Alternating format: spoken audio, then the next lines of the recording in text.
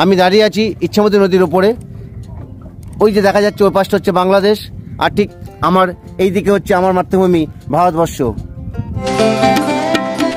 এবছরের মতো শীত পড়ে গেল, আর শীত মানেই লম্বা একটা ছুটি। আর এই ছুটিতে সপ্তাহের শেষে একদিন বা দিনের দিনে ঘুরে আসার জন্য বাঙালির কাছে সুন্দরী টাকি অত্যন্ত একটি প্রিয় জায়গা, যেখানে আপনি পারবেন বাংলাদেশের বর্ডার ছুঁয়ে আসতে।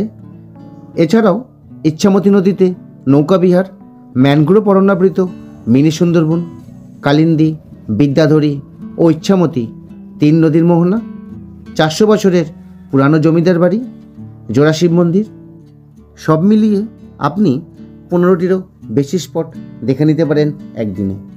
টাকি ভিডিও পুরো অংশ দেখতে নিচের লিঙ্ক ফলো করুন এবং লং ভিডিও দেখুন।